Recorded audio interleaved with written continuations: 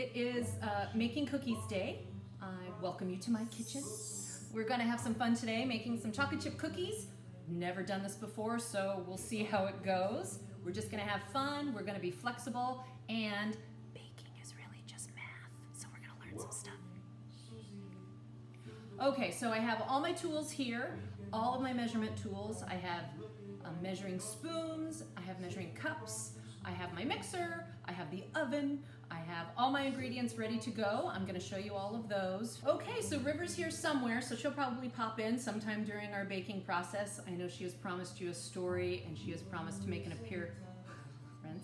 So here's my baby girl, River. Hello. This is my class. Hi, class. Yeah, she's not so little anymore. No. Your teacher's really short. Anybody here has big brothers or sisters, you know how they can be, she can be that way too. Have fun making cookies with my mom. Are you gonna eat Woo! Oh, yeah? Okay, homework time. I need my cup of coffee. All right, so I'm gonna give you the quick tour. Let's see what we've got here. Okay, so I have all my tools here, all my ingredients ready to go. I've even got my cup of tea.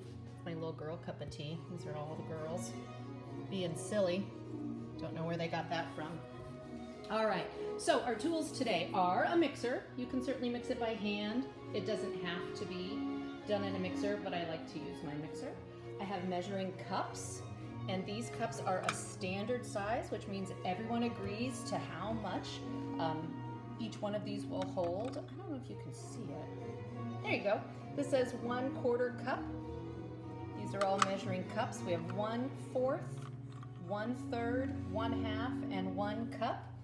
We're going to start talking about fractions soon, so this is a good way to start thinking about that.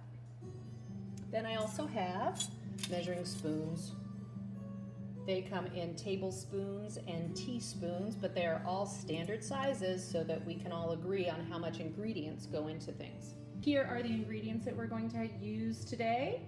I've labeled everything and made it look fancy, because being fancy is fun. We have 1 teaspoon salt, 1 teaspoon baking soda, 3/4 of a cup of brown sugar, 3/4 a cup of white sugar. Did you know that brown sugar is just white sugar with molasses added to it? Molasses is another form of sugar that makes it all brown and sticky. I think that's fascinating. So if you don't have brown sugar at home, you can make it, but of course you'd have to have molasses at home, which I have because I like baking, but I don't know if other people do that. Here we have 2 1/4 cups of flour. And hey, flour is a homophone. Flour, the powdery stuff we used to bake with, and flour, like the things that grow out in our garden. And then we have 2 eggs. Look at my eggs. Yay! Okay. We're also going to use some chocolate chips today. 1 cup of chocolate chips is all that I use. I think a standard recipe counts 2 cups of chocolate chips, but I don't like chocolate, so I don't put as much in there. And we're starting to run low on chocolate chips, so I've had to mix my big chocolate chips with my small chocolate chips. The nice thing about that is you can do whatever you want with the chocolate in this recipe. Pretty classic. All right, so then here is the oven. As you can tell, we have it preheated to 350 degrees. That little circle above the 0 means degrees Fahrenheit. That tells us that it's a temperature measurement, how hot something is or how cool something is, instead of a measurement of volume, how deep or how much. So you have to start by preheating your oven. I'm ready to go. Actually, the very first thing we have to do is wash our hands. So my water's on. My hands are wet. Front and back, and in between. That's how we get our hands clean. My nails have grown a little bit longer since we've been off of school, so I'm gonna make sure that I really get in those fingernails. Around the wrists is not a bad plan. I'm gonna rinse them off.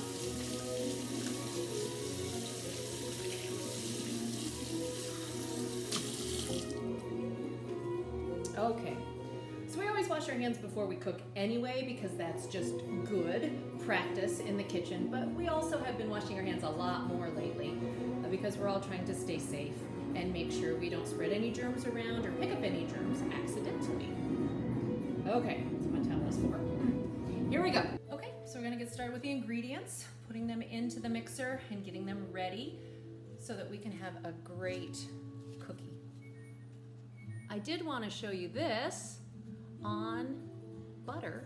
They put the tablespoons, how many tablespoons it is. So I know if I use that much butter, it's been 1 tablespoon of butter. Luckily for this recipe, we use the whole stick. Butter makes things a lot better. So I'm just gonna take the whole stick out. That's one ingredient I didn't show you. So we're gonna use 2 sticks of butter.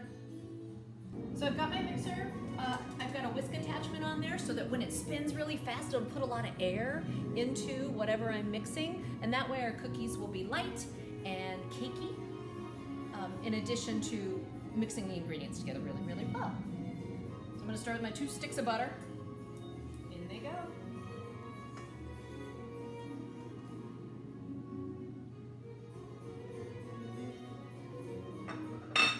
And then the sugars go in. I'm gonna start with the white sugar and then get the mixer going. After that, I'll add the brown sugar and then let it mix in as well.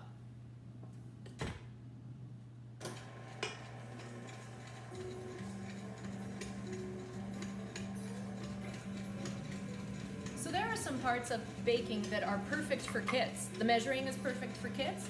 You guys can use measuring cups, measuring spoons, and be really careful with the ingredients. It's wonderful for measurement.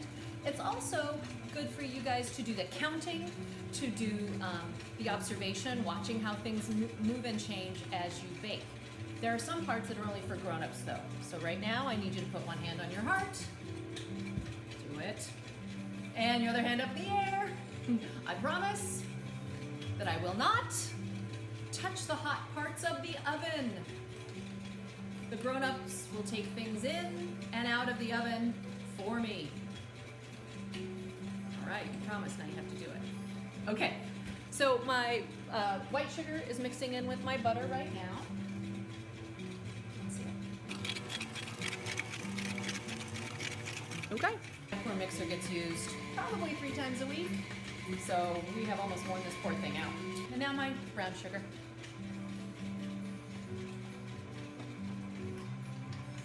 Maybe you saw me spill some. Pretend you didn't see it. Okay, so we're mixing butter and sugar together. While that's mixing, I'm going to show you how to use a measuring spoon to measure vanilla. Here we go. This is a 1 teaspoon measure. The TSP stands for teaspoon. And here's my 1 teaspoon vanilla container that I'm going to show you. Here I go. I'm carefully pouring the vanilla into the spoon. Now you can see how much a teaspoon of vanilla is. It's not very much. Vanilla does a great job of flavoring things without a lot of ingredients. My sugars look good. I'm going to just scrape the edges to make sure everything's getting mixed really well. You always want your ingredients to get mixed together really, really well so that you don't have a bite of cookie that's really sugary and then another bite of cookie that doesn't have a lot of sugar in it, or you don't want any spot where you can taste just one ingredient. You want them all to mix together. So after you get your sugars in there, I am going to crack the eggs. Cracking eggs, I think, is a kid's job. I think 5- and 6-year-old, 7-year-old hands are perfect for cracking eggs. You have to be a little bit gentle, and I find it's best if you crack it on a flat surface. Sometimes kids or grown-ups want to crack it on the edge of something like this, but that creates a lot of those little pieces of shell that can fall into the egg. But it's also smart to do it into a container in case you get any shells, then you can pick those things out and then it's easy. Egg number 1. Very thin line right there. I stick my thumbs in and pull out. You're about to watch me spill an egg. Here we go. Ah. So the crack is there. I'm gonna stick my thumbs in very gently and then pull the shell apart. The first time you do it, you get a little nervous. Oh, my fingernails went in. Here I go. It's opening. And whoo! I did it. 4 little eggs. Now I have 1 egg going next. Your days are numbered, silly man. Here we go, cracking it on a flat surface. Oh, I think I just got egg on my iPad. Thumbs in.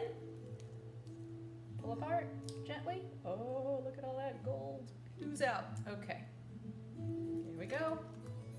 He's done. I'm gonna rinse my hands off. I've got my 2 eggs. I'm gonna add them one at a time to what I've already got going here. And I want it to fluff up.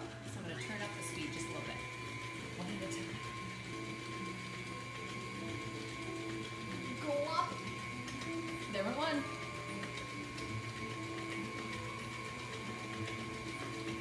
There's a lot of waiting in baking. Okay, time for the second one. There we go, 2 down.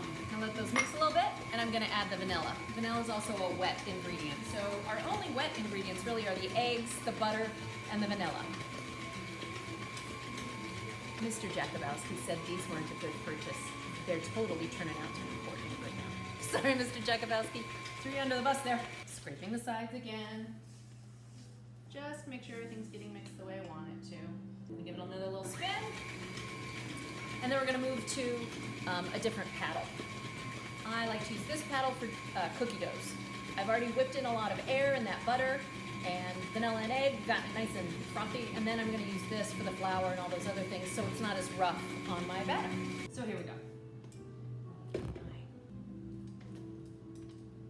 So baking is a big tradition in my family. Obviously people always eat, so learning to bake was one way we could do things together. And baking is usually what kids can do before other kinds of cooking. Get some microwaving, counts as cooking, and that can be easy for kids to do. But baking is usually nice because you only need the grown-ups for the part of putting it in the oven. And it's great because you practice measurement. Now let me show you the difference, I guess. Did you really look at them?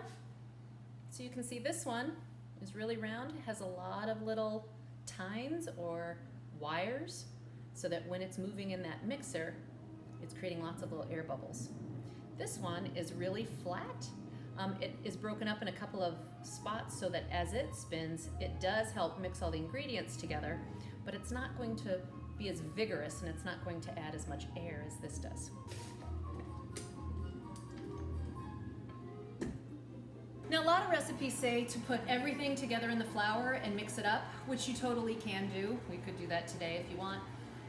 But I find if you do all the small teaspoons and tablespoons into the batter and then the flour at the end, it usually mixes up really well. I would say if you're mixing by hand, putting all the dry ingredients together is a clever way to handle that. But because a mixer does such a great job, I'm not going to worry about that today. I have 1 teaspoon of baking soda. Baking soda is going to help that to fluff up and to bind together. So, a little baking soda. I have a teaspoon of salt, and sometimes people worry about getting too much salt in their food. And I want to tell you, this isn't very much salt, considering we're going to make a lot of cookies out of 1 teaspoon of salt. But also, salt helps open up your palate, which means it helps your tongue to taste flavors better. So we put salt in food a lot of times to help the flavors blossom in your mouth. It's a wonderful ingredient as long as you use it sparingly, and believe it or not, something salty helps you taste the sweet in a cookie better. So I'm going to get ready to put the flour in next. Flour, it's a homophone. So now this is a reading lesson and a math lesson. So my flour is in there. I've measured it in advance, but I'm going to put it in little batches. It might floof up. I usually end up with flour on me somewhere. I've been baking for 47 years, and yet I still make a mess every time. You're a real cook if you make a little bit of a mess. Let's see, slow and steady here. That's not all of it, but I'm gonna do that scrape down again, just to make sure all my ingredients get mixed together nicely. So 2 1/4 cup of flour. That 1/4 is an interesting idea. The 1, when I say 1/4, means 1 part. And 4 in the 1/4 means the whole. How many are in the whole group? So it's 1 part of 4 when I say 1/4. That means if I take a measuring cup and I break it into 4 even parts, one of those 4 parts is 1/4. So here's 1 cup.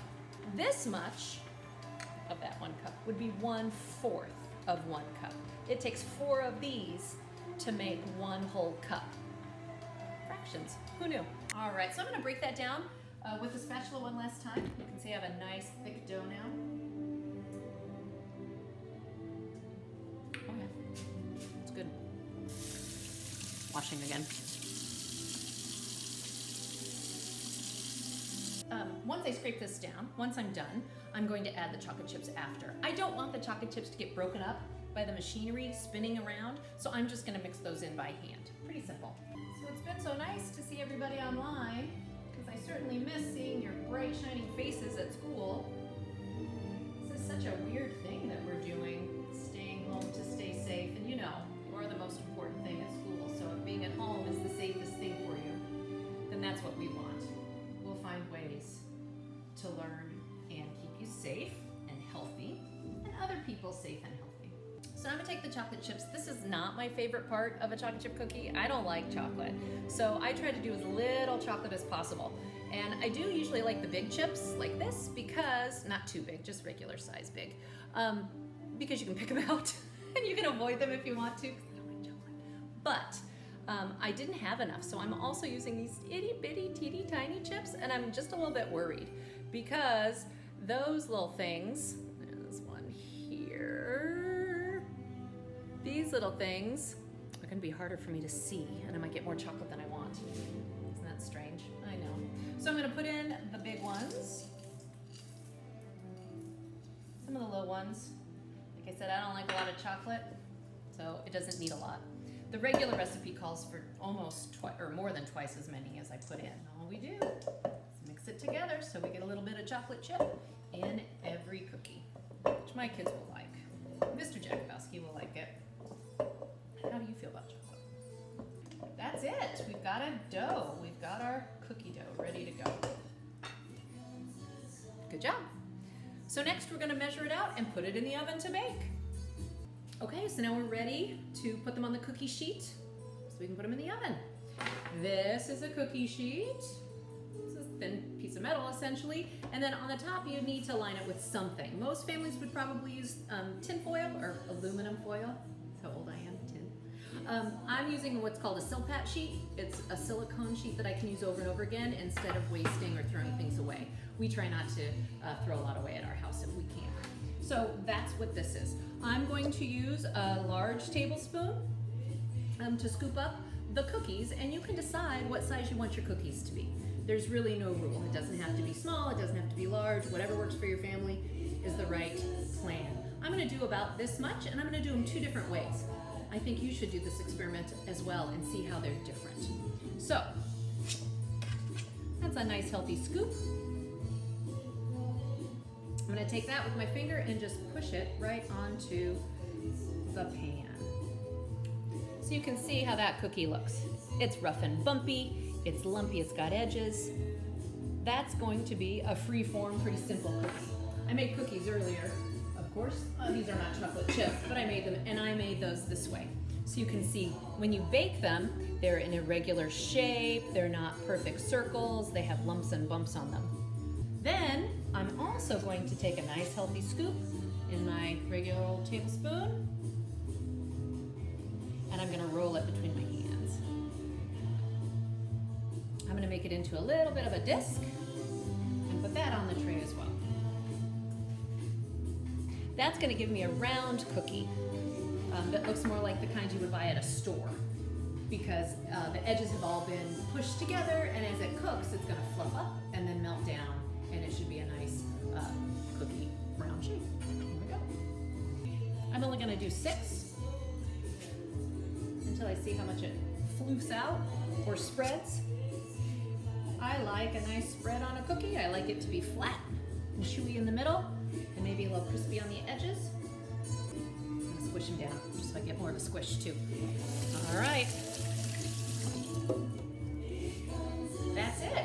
We've got our cookies on the tray. Time to go in the oven. I usually start at about 11 to 12 minutes for a cookie this size. You're gonna have to decide what that looks like.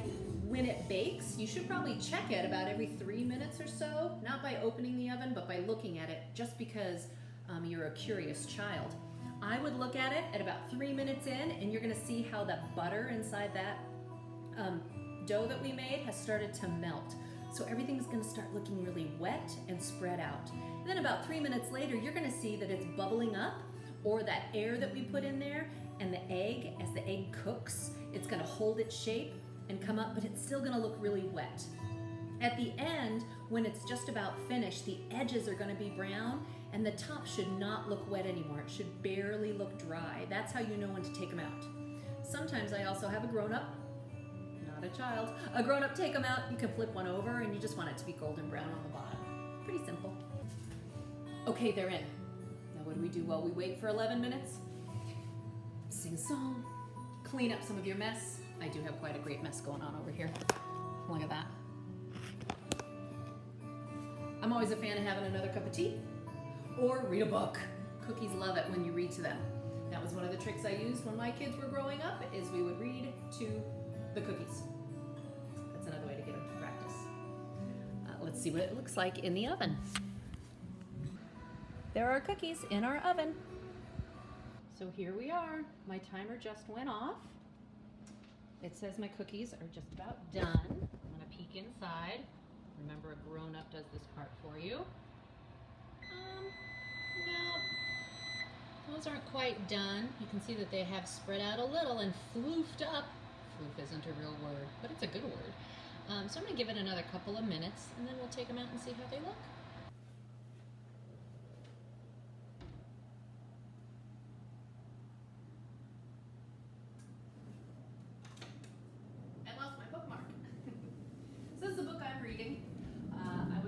To read some grown-up books since we kind of have some extra time off, but then I found this children's book that I was hoping to read, and of course that's the one I'm stuck in. It's really exciting. It's about a little girl who's pretty magical, and she has this teeny tiny dragon friend, and she's hanging out with a witch.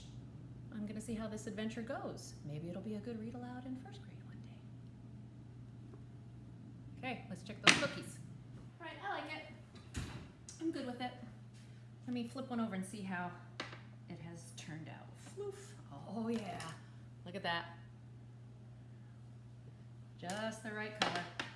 That's what I want, golden brown on the bottom. So I'm gonna take them off my cookie sheet. And I have a cooling rack right here. I don't want them to cook anymore. And then I'm ready to make some more cookies.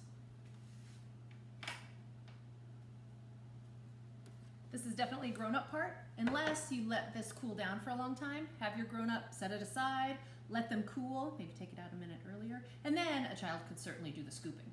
Right now, this is way too hot. Okay, round 2, ready to go in the oven.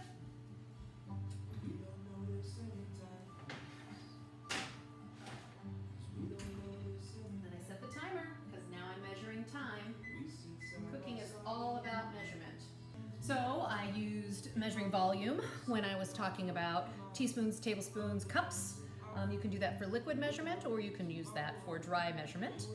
We did both, and we're measuring time on the stove so that I know when to take those cookies out, and we are measuring temperature. So, I mean, this is really just measurement all across the board. You're getting so smart, and when you're done, you're gonna have cookies. Okay, so I did the dishes because all good cooks clean up after themselves. I have cookies cooling on a cookie rack, and I have just a little bit left to make. Not too shabby. Having a great day and getting to spend time with you is always great.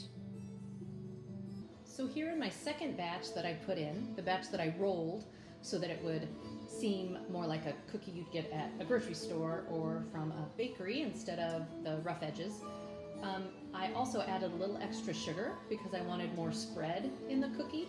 These seemed really cakey. You can see they rose up, not too bad. They have fallen a bit. But I added a little extra sugar because I know more sugar can certainly help them to spread out. Look what happened. Nice and wide. I love it. We still have about 3 minutes left. See how they look at the end. All right. Batch number 2 has finished. Let's see what we think. Oh, I like it. Ooh, that was warm. Remember, the grown-ups do this part for you. Turn off my timer. Reach in. Let's see.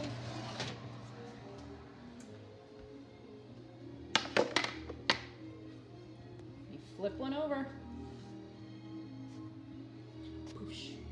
Oh, maybe even a little too long. I like it.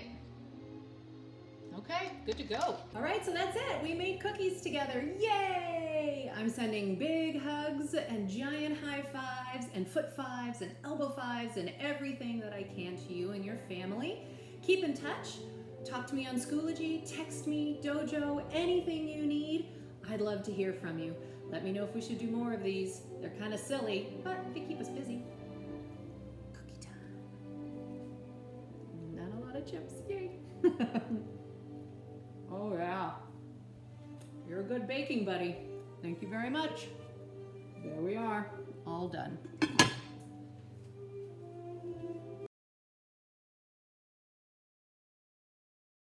Quick tour, let's see what we've got here.